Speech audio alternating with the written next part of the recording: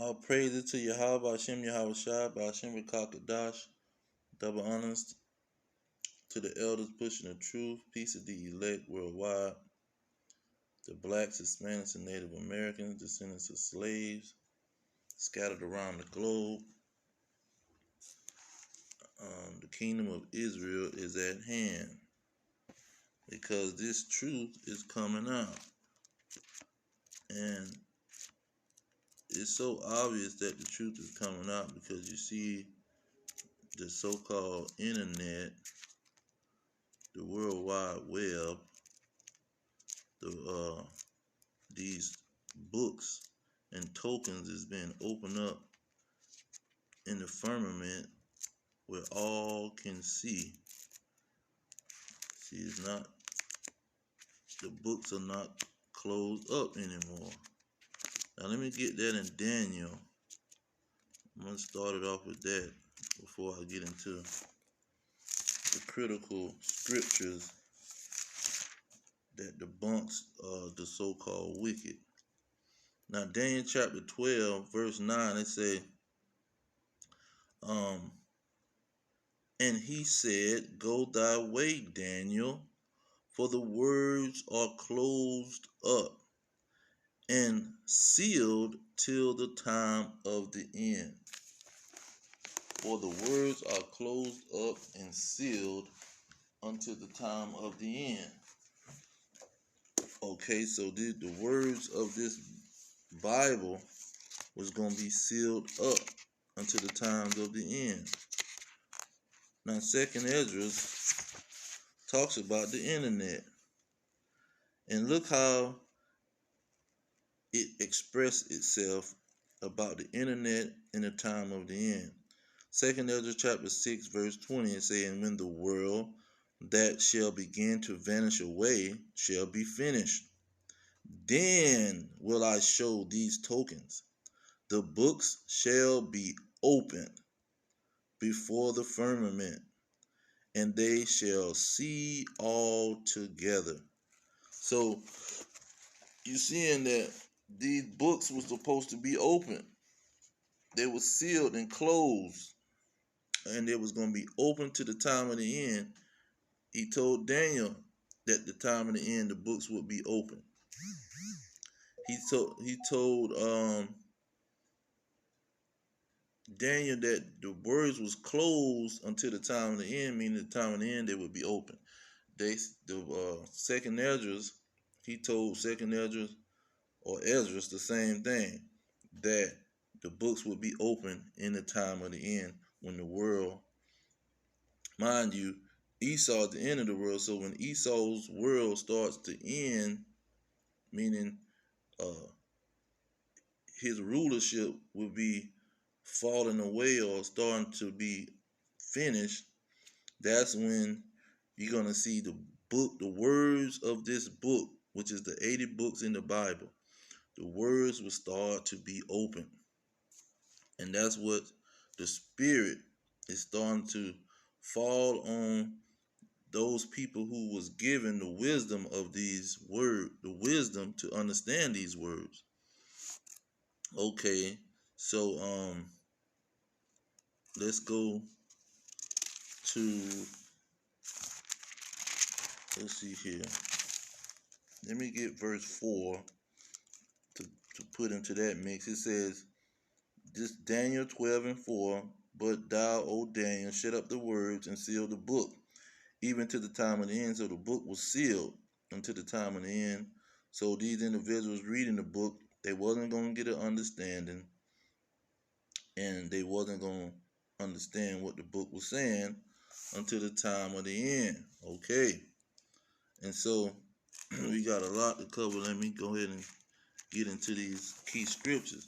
Now, when it comes to marriage, the so-called, mind you, then in Daniel 12 and 10, it say the wicked would not understand. So the wicked had this book.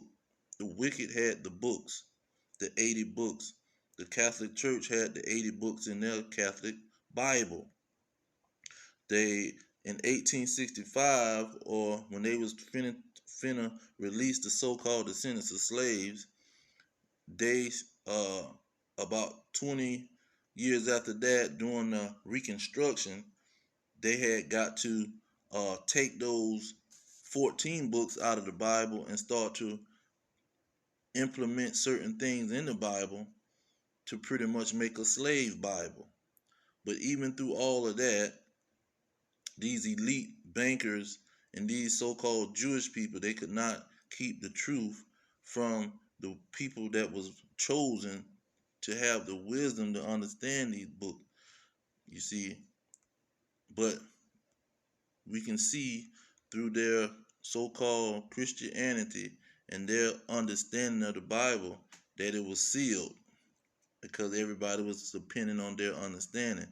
But like Joel chapter 2 and 28 and 29 says that he will pour his spirit out on the descendants of slaves, and they would understand the prophecies and understand the law that's in this book. Okay, so let's go to Exodus. Exodus chapter 21. We're going to get that one first. Exodus 21 and 10. It says, if he take another wife, her food, her raiment, her duty of marriage shall not be diminished. So in the law that Moses was given on Mount Sinai, that God wrote with his own finger and put those laws on those tablets of stone, he told man that they can have another wife outside of whatever wife that they had, and they can add another wife. You see? So let's go to Deuteronomy, another book which means law. See, Deuteronomy 21, starting at 15, it say, if a man have two wives, if a man have two wives, he's laying down the law. This is how the law goes according to the creator of the universe. Not according to the so-called governments that's ruled by the so-called white man. No, this is how God laid down his law. This is his constitution. This is his law and order. Deuteronomy 21:15. If a man have two wives, one beloved and another hated, and they have borne him children, both the beloved and the hated, and if the firstborn son be hers that was hated, verse 16, then it shall be when he makes his sons to inherit it, that what he have, which he have, that he may not make the son of the beloved firstborn before the son of the hated, which is indeed the firstborn. So he set in order. You can't give the son that the woman that you so called is the beloved wife, and if a one of the wives is not like on her as the same way you like that wife. So if you liking these women different, that don't take away from the inheritance. You can't change the inheritance if you like this one wife. So say she's a younger wife, or she's the second wife that you got. You can't give her sons the inheritance, or the firstborn inheritance, just because she's younger and you married her second and you like her the most. You can't do that. Those laws, thing that you can and cannot do. But what he could do was have two wives. That's the point. Now, they want to go into this New Testament thing. But let's go to Isaiah, that's talking about future. Talking about the future of the whole situation in the time of the end. Like Daniel said, the books would be open in the time of the end. But what else would be going on in the time of the end? Isaiah 4:1, it say, in that day, talking about the time of the end, in that day 7 women shall take hold of one man, saying, we will eat our own bread and wear our own apparel. Only let us be called by thy name and take away our reproach. You see, in these last days of Esau's kingdom, the books is gonna be open, and the women is gonna realize we are being uh we are being abused by these laws. We are being uh taken advantage of by these laws. We are being hurt by the laws of the so-called white man. See, they're gonna realize he is the devil, the deceiver, the adversary of God, and they're gonna understand his laws. He changed the laws. See, that what's that? Daniel 7:25. That's why Daniel is so important. It said that it will be a nation that will speak great words against the Most High and change the time and laws. See, in so-called Africa, they don't have a daylight saving time. See, the time don't go back and say, "Oh, you go back an hour. We lost the hour." You see, who took the hour? The so-called white man. See, he changed the time. Same thing with laws. He changed the laws. Now two the same sex can marry each other. See, that's why the verse in Acts 5:28 about obeying God rather than man, that's coming to play when you dealing with this last kingdom that's gonna be ruling, the kingdom of Esau. They are they change the laws, and they are doing things, ruling over the people with wickedness. Let me get that real quick, if I can squeeze that in. Second Ezra chapter 11 talks about this last kingdom, and this last kingdom was going to be ruling. Okay, it says Second Ezra chapter 11. It says, "Behold, verse 5. Let's go start with verse 5. Moreover, I beheld and looked, the eagle flew with her feathers and reigned upon the earth, and over them that dwell therein." So this eagle, this nation, was reigning over all the earth, okay, and everybody that was in the earth. So while they reigning, they giving out laws and they changing the times, okay. It says 16. It says, "Hear thou that hast borne rule over the earth so long, this I say unto thee before thou beginning to appear no more." Okay, see, they've been ruling over the world for a long time. This last kingdom of Esau. Okay, let's get to in the 40s. Here we go. Here we go. Verse 39, the second Ezra 11:39. "Art not thou it that remaineth of the four beasts?" You see, in Daniel it talks about the four beasts, and they was gonna change the laws and the time. It say, "Art not thou it that remaineth of the four beasts, who I made to reign in my world, that the end of their times might come through them?" So the end is gonna come through this four beasts, this eagle, which is representative of the nation of Edom, the so-called white man. Okay, say in verse 40, the fourth beast came, the fourth came and overcame all the beasts that was past, and had power over the world with great fearfulness, and over the whole compass of the earth with much wicked oppression. You see, that's what he's doing to the women. He's oppressing them with this fake philosophy of being with these uh, unhealthy families, this unhealthy family structure. It says, "So long time dwelt he upon the earth with deceit." See, he's dwelling on the earth telling lies to the people. Verse 41, it say, "For the earth has thou not judged with truth." He's not judging the earth with truth. Now let's get into some hardcore evidence. Hardcore evidence. of how these dragons was operating when they first got here to America. Okay, let's go to the. It say plural rise in the plain Indian. So when the so-called white men got here to these nations, they saw that the so-called northern kingdom of Israel was over here, and they had multiple wives, going by the laws of Moses. They wasn't dealing with this unhealthy, uh, unbiblical order of the family. Their families was in order. It said bathing. It said let's start from the beginning.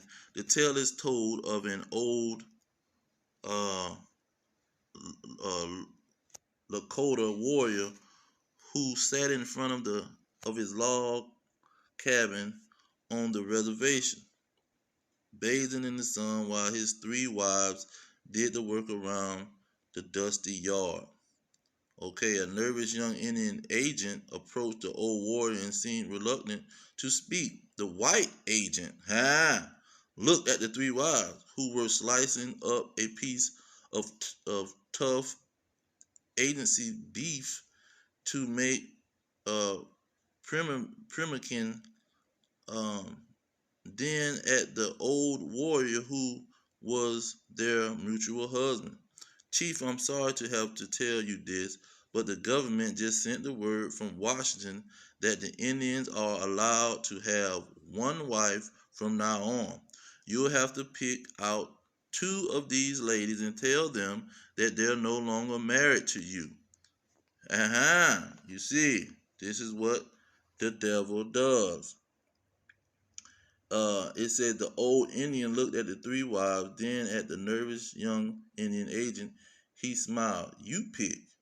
The legend records that the four old Indians lived happily ever after until did them to death did them part. The young Indian agent is said to have pursued some other line of work. Plural marriage was somewhere. You see the devil. Plural marriage was somewhere between an exemption or a rule among the plain Indian tribes. Plenty of the chief warriors, such as the respected Lakota leader Red Cloud, had one wife. Many had two or three, and some had as many as seven. Some had as many as seven. Sitting Bull, the Hunkpapa Lakota, best known for his involvement in George Armstrong Custer's misfortune along the banks of the Little Bighorn River in June 1876. See, in 1879 and 88, that's when they start making these revised Bibles. Okay, it say had at least 5 wives, though not all at the same time. Custer, of course, had just one wife, Libby. Plural wives were not harem slaves, as some whites fantasize. You see these devils pushing this slavery crap in the minds of our women to make them think if this man got more than one wife and he telling you what to do according to God, being your head and your protector, you is living a life of slavery. See, that's what the whites fantasize because they the one pushing that, changing the laws, not understanding the scriptures. See, they looking at the New Testament and they not understanding the law. Them people was going by the law. Just because this man got one wife, don't mean that excluded the laws that God set down, that the man was still able to have more than one wife. Okay, a husband caught his wife cheating, caught could have the tip of her nose cut off or bitten off. Another husband might just shrug. See, so they would push this off on the people.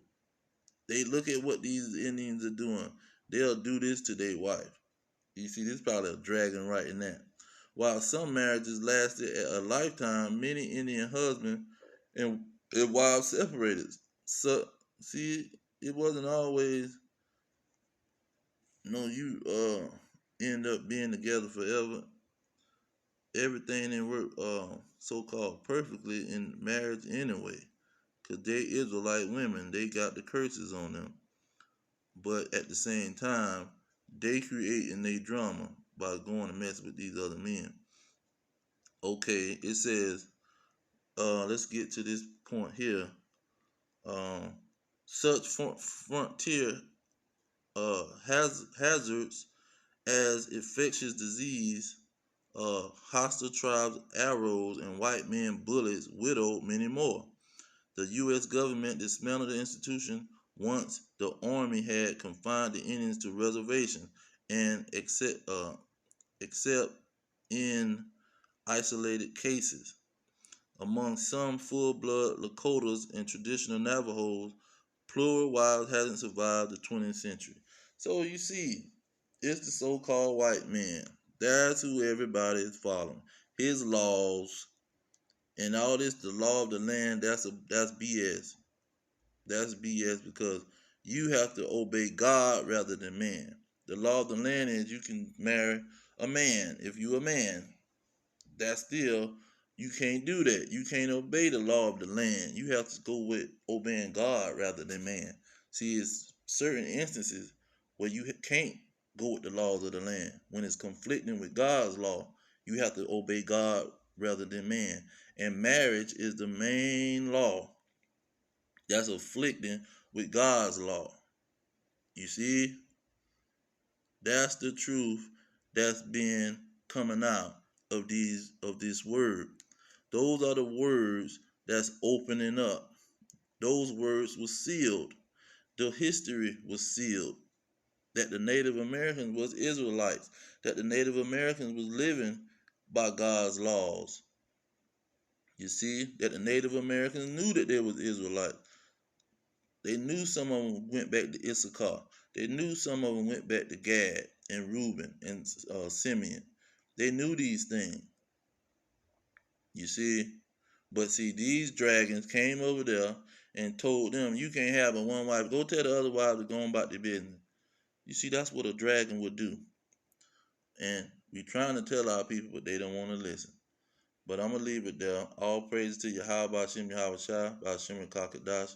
Double honors to the elders pushing the truth. Peace to the elect worldwide. The blacks and Hispanics, Native Americans, descendants of slaves, scattered around the globe. Our kingdom of Israel is at hand. Shalom.